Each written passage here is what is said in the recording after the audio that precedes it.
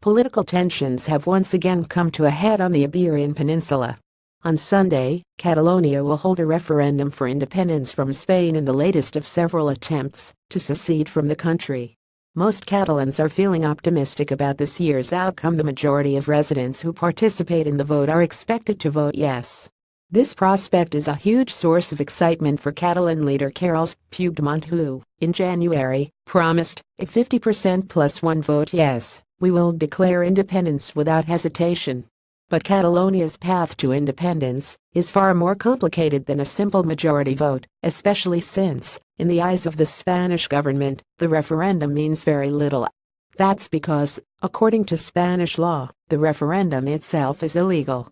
I say this both calmly and firmly: there will be no referendum, it won't happen, Spanish Prime Minister Mariano Rajoy, who has vehemently condemned the vote, recently said.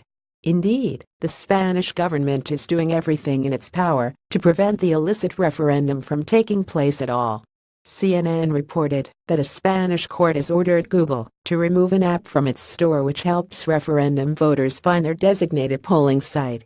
According to The Guardian, the federal government has plans to send police officers to many of those polling sites across the region in attempts to thwart the vote.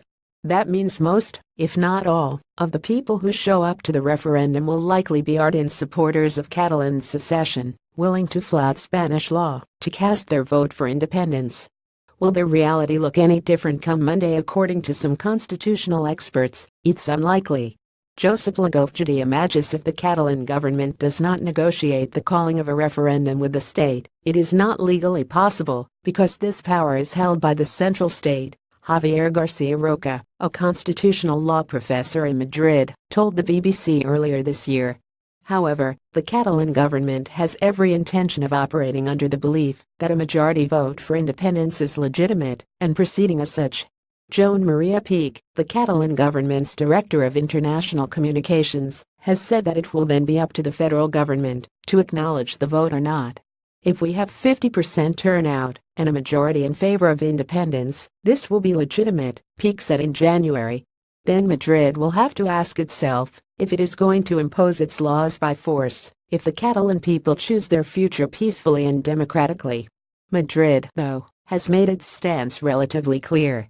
Rajoy has already refused to meet with Puigdemont, saying that to do so would be to meet with someone who flouts the constitution. And Puigdemont, who has made Catalan independence his singular goal in office, has expressed an unwillingness to make any compromises.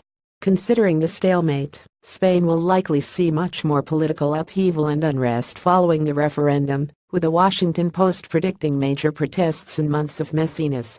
Pau Bernafjadi images the start of it could very well be on Monday, when supporters of Catalan independence are slated to march in the streets for the region's national holiday. Though, historically, movements for independence have been messy, to say the least. Puigdemont has insisted Catalonia's fight will rely on civil disobedience. On Monday, we will overwhelm them peacefully and democratically, as always, he said in an address to some of these supporters.